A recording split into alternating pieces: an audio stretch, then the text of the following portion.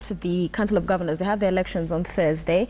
So Isaac Ruto, who's been chair for the past 2 years, he's done his time. He cannot seek the position any other time. His time is done. So front runners, Wycliffe of Paranya is being said to be receiving support from CORD. Peter Munya as well has been out there lobbying. He made that very clear to us when we did an interview with him. However, Peter Munya Ambrose is said not to be towing the Jubilee line, so he's not quite getting the support from Jubilee. Might even get more support from CORD on this one. Who do you think should take over from Ruto?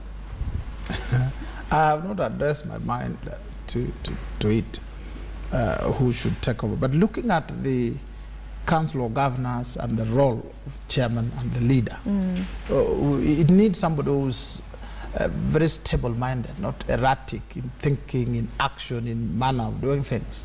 That's the area I would fall to my friend Munya. He's a bit erratic. He's either sometimes hot, cold, middle. It's not thawed up as somebody who should understand what the role of a chairman of the Council of Governors. It is a very big organ, actually big organ that is supposed to settle issues, deal with issues of devolution and governance, national government and devolution. But you see, even Isaac has been talking and no institutions being established. So as he's living as the institution. If you are talking of Council of Governors, it's Isaac. If he is in Bomet, the Council of Governors is in Bomet. If he is Mombasa, the Council, yet it is supposed to be an institution established. So I ask you this, for Isaac Ruto, before perhaps we also get into who might take this over, do you think he used that platform to champion the interests of the counties or to propagate and grow his political I think he was talking to grow himself and place himself in case Mheshimiwa William Ruto is jailed by ICC. Then he can either take over the Kalenjin votes or run for deputy president or something. He did not go out as the pioneer chairman to establish institutions that when other people come in, they find this institution is there, it is growing. Actually, it is him. If he goes under the bed today, the Council of Governors is under the bed with him. That is a tragedy. Senator, your thoughts on his tenure? That's a Jubilee standpoint. Because they did not agree with Jubilee most of the time. If you talk to any governor, any governor, they appreciated his leadership. And what would you see as his successes for the governors? If you want to demonstrate how, let's say, the time of his tragedy, you know, leaders galvanize at the time of tragedy. You saw almost their governors to their numbers. And every governor you spoke about, too, even the Jubilee governors in private, they will tell you, it is not easy to try and devolve power. We are devolving economic resources. We are devolving political power. We are asking people to leave the things they've hanged on to all their lives. You know, these things, they don't want to devolve roads. They don't want to devolve ferries that they can't manage anymore in Mombasa. They don't want to devolve anything.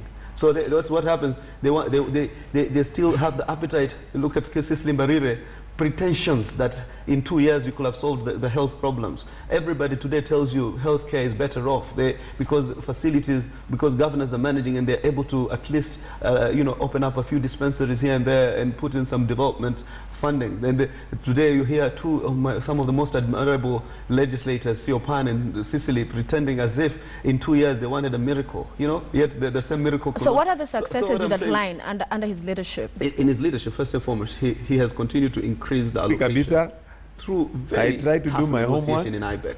Yeah, people who attend IBEC meetings will tell you. So the allocations for governors have increased from the initial, because they were trying to avert the referendum thing. You know, they've tried to manipulate the governors so that they don't support the referendum call. So it started, the first allocation was 190B with a conditional allocation of 20B for healthcare. So 190B, the second allocation was 220. We are now at the point of 270. And all this has not been easy. It has been out of bargain. They've structured the Council of Governor outfit in the sense that they're able to respond to some of the challenges almost on a regular basis. If this institution did not count for what it is, they will not be able to host a governors' conference and pull together everybody, including his president. Okay, so Munya or Paranya for the next? Let me be honest. For me, if I was a governor, my eyes would have been set on two people.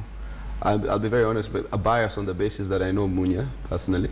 I've known him for some years because he was at Mo University.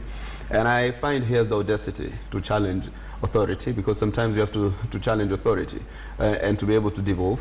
The second person I have an extraordinary soft spot to is my own brother, Salim Vuria, the governor of Kwale. So I hope between these two people, they will be able to at least take up the mantle, because these others, you know, I don't know what ball they play. Oparanya has been a bit active in the last couple of weeks. I hope it's not because of the position of Council of Governors. What do you call him? Kidero has. I want somebody who can create a balance. I want someone who can negotiate for the Council of Governors when push comes to shove. So I think what we need to do is, for me, if I was a governor, I'll be looking between these two, and I want to believe the two of them will make a good pair. Okay, so if I was, let me just give a view on, if they were looking for some seriousness, order, and moving forward, instead of loose talk at every bend. Mvurya is a good man. He's been the deputy. He's composed. He's a serious person. Not too much talk. But we have Alfred Mutua here. But the court people would not want to hear of him, because he's serious on service and moving forward. And if they see him greeting the president, they say, now you are not with us. They like noisemakers like Ruto, like who. But the governors themselves will not vote for Alfred. You should hear that. They're jealous. They're not jealous. Mandeleo Chap is painting them in bad light. You see, it's not the jealousy, because we see what happens. Let's face it. Also, the bubble has been burst. You know, there was a time when we started off, it was just about PR. National government PR, county government PRs. Okay. That bubble I live there. I can confess. You can confess that you have even the your life has vehicles are been there, the improved. ambulances.